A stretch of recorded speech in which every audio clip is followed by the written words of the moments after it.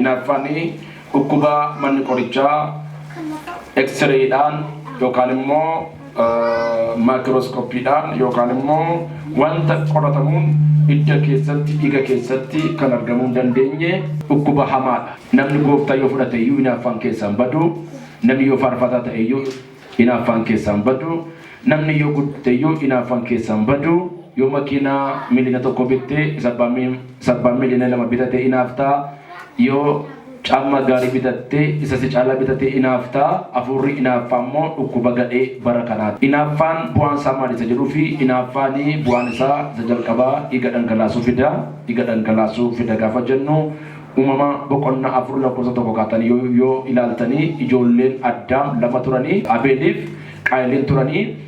Abeeli horiirraa aarsaa dhiyeessee, Qaayin immoo biqilootuma qotee bulaadha horsiisarraa yookaan immoo biqilootarraa aarsaa dhiyeessee sabooda Waaqayyoo kan Qaayiniin tuffate kan Abeeliin simate sabooda inaaffaa guddaan Qaayinitti gaafa galu Qaayin maal jedhee akkamitti Waaqayyo kan koo tuffate kan kee jaallata jedheetu obboleessa isaa bakkeetti baasee maal godhee hin qalee dhiiga dhangalaasee dhiiga obboleessa keetii lafa gara qotachuun maal ta'aa jira iyyaa jira.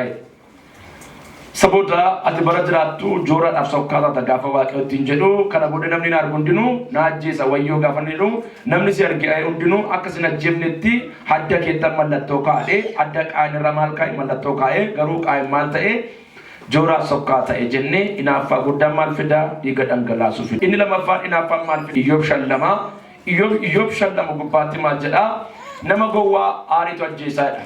Nama wallaalaa immoo inaaffaatu du'atti fidedha. Ammam nama inaaftu qoda namaa nyaattu. Ammam nama inaaftu tokko xinneessuu hin dandeessu. Ammam nama inaaftu tokko gadi qabdee ofii keetti darbuu hin dandeessu. Yeroo baay'ee waa'ee haarii salphaa fakkaata. Namni gaafa aaruu of hin beeku. Namni gaafa aaruu kan maaliiti? Kan seexanaati. Namni aaree nama ajjeesuu danda'a. Erga mana dhaagalee booda immoo bagana ajjeesan jedha hin jedhu. Erga mana dhaagalee ayyi jedha. Kanaafi nama gowwaa maaltu ajjeesa? Aariitu ajjeesa. Nama wallaalaa immoo inaaffaatu du'atti fide.